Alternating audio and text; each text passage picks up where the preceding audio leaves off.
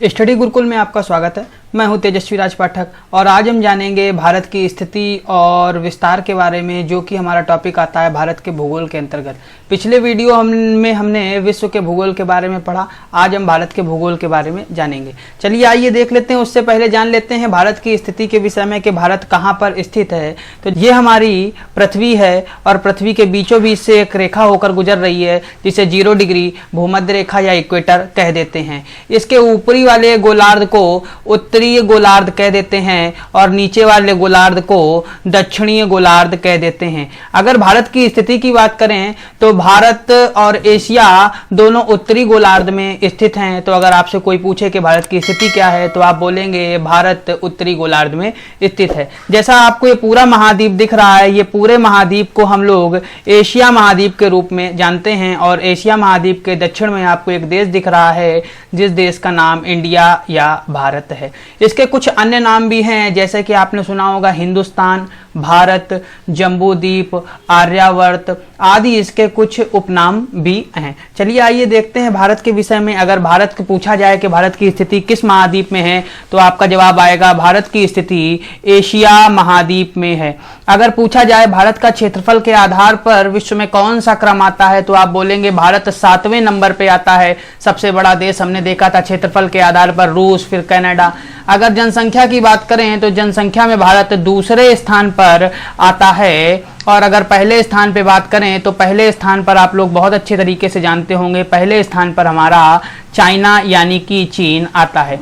अगर भारत की स्थिति की बात करें तो भारत एशिया के दक्षिण में स्थित है। एशिया महाद्वीप के दक्षिण में भारत की स्थिति देखने को मिल जाती है। अगर अक्षांशीय विस्तार करें तो ये वाली दिशा पूर्व दिशा है। पूर्व दिशा में आपका 97 डिग्री 25 मिनट इसका पूर्वी अक्षांश विस्तार है। और अगर पश्चिमी बात करें तो 68 डिग्री और 60 मिनट तक है। अगर दक्षिणी बात करें तो 8 डिग्री और 4 मिनट तक है इसका विस्तार। और अगर पूर्वी विस्तार की बात करें तो हमारा 37 डिग्री और 6 मिनट आ जाता है।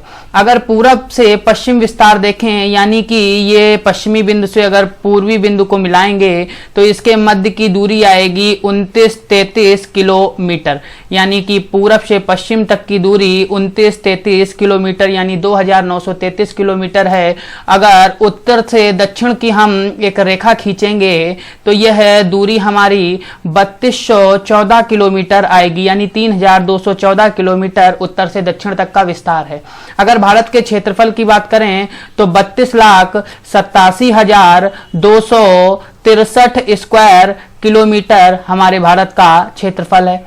अगर राज्यों की बात करें तो भारत में वर्तमान समय में 28 राज्य हैं और केंद्र शासित प्रदेशों की बात करें तो 8 केंद्र शासित प्रदेश हैं। जैसा कि आपको भारत में मैप दिख रहा होगा, इसमें 28 राज्य और 8 केंद्र शासित प्रदेश हैं। अगर समुद्र तटीय प्रदेश की बात करें तो ऐसे प्रदेश जिनकी सीमा समुद्र से टच होती है उन्हें समुद्र तटीय प्रदेश कहते हैं और इन प्रदेशों की संख्या 9 होती है। नंबर 1 पर आता है गुजरात, इसके बाद आता है महाराष्ट्र, फिर आता है गोवा, कर्नाटका के बाद केरला और केरल के बाद आपका तमिलनाडु, फिर आंध्र प्रदेश, फिर उड़ीसा और वेस्ट बंगाल। सबसे लंबी तटरेखा वाला राज्य गुजरात है, जिसकी तटरेखा 1600 किलोमीटर है। दूसरे नंबर पर हमारा आंध्र प्रदेश आता है और सबसे छोटा राज्य जो समुद्र के साथ बाउंड्री साझा करता है वह गोवा है और 160 किलोमीटर की बाउंड्री साझा करता है।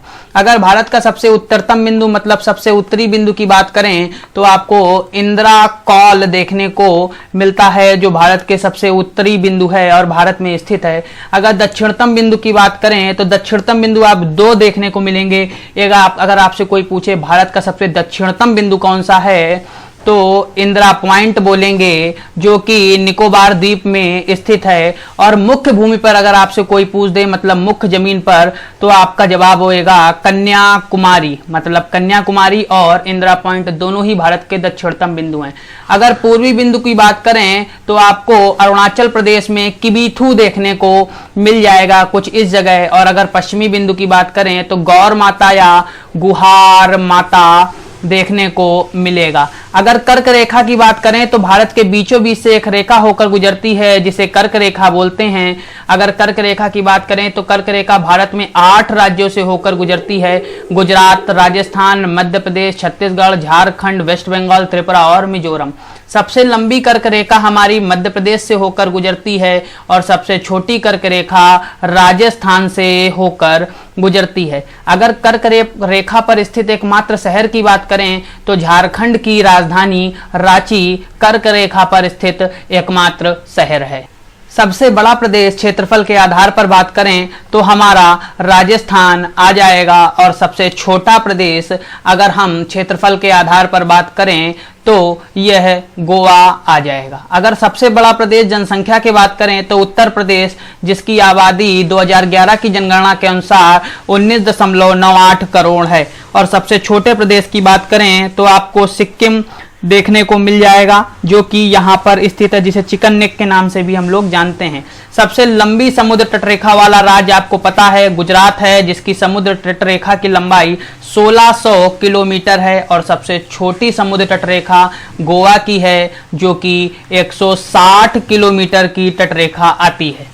भारत के पड़ोसी देशों की बात करें तो भारत के कुछ चुनिंदा देश पड़ोसी देशों में आते हैं। जैसा आपको पता है पाकिस्तान आपको देखने को मिलेगा, इसके बाद अफगानिस्तान भी आपको देखने को मिलेगा, चीन, नेपाल, भूटान, बांग्लादेश, म्यांमार।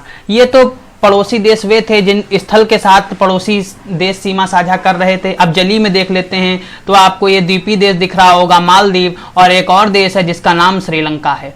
अगर स्थलीय सीमा की बात करें तो भारत की स्थलीय सीमा 15,200 किलोमीटर आती है। अगर जलीय सीमा की बात करें तो भारत की जलीय सीमा 7,516 किलोमीटर के लगभग है। अगर हम भारत का प्राकृतिक विभाजन देखें तो भारत को 5 भागों में हमने बांटा है। सबसे पहला आया उत्तरी का पर्वतीय क्षेत्र, फिर आया उत्तर भारत का मैदान, फिर आपको देखने को मिलेगा दक्षिण का पठार, और फिर आपको देखने का मिलेगा थार का मरुस्थल और समुद्र तटीय मैदान। चलिए आइए देखते हैं। जैसा कि आपको चित्र में दिख रहा होगा, यह जो भाग भारत के उत्तर में स्थित है, यहाँ पर ढेर सारी पर्वत श्रृंखलाओं होने के कारण काराकोरम, लद्दाख, जास्कर, पीर पंजाल, हिमालय, धौलाधर आदि पर्वत श्रृंखला होने के कारण इसे हमने उत्तर का पर्वतीय क्षेत्र बोल दिया। जैसा आप लोग जानते हैं थार का मरुस्थल भारत के राजस्थान राज्य में स्थित है, इस वजह से इस भाग को हमने थार के मरुस्थल की संज्ञा दे दी। और भारत के जिन राज्यों की सीमा समुद्र के साथ साझा होती थी उन्हें हमने समुद्र तटीय प्रदेशों की संज्ञा दे दी और इस मैदान को हमने समुद्र तटीय मैदान बोल दिया। और भारत के बीचों बीच जो भाग स्थित है उस भाग को हमने दक्षिण का पठार बोल दिया और उत्तर के पर्वतीय क्षेत्र के नीचे का जो भाग है उसे हमने उत्तर भारत का मैदान बोल दिया। यह मैदान बहुत ही ज्यादा उपजाऊ है। जैसा कि आप लोगों ने देख लिया, भारत का भौतिक विभाजन, राजनीतिक विभाजन हम लोगों ने पूर्ण रूप से देख लिया है। मुझे उम्मीद है कि आपको ये वीडियो बहुत अच्छे से समझ में आया होगा। अगर आपको हमारा वीडियो अच्छा लगा है तो चैनल को सब्सक्राइब करना बिल्कुल ना भूलें। तब तक के लिए धन्यवाद।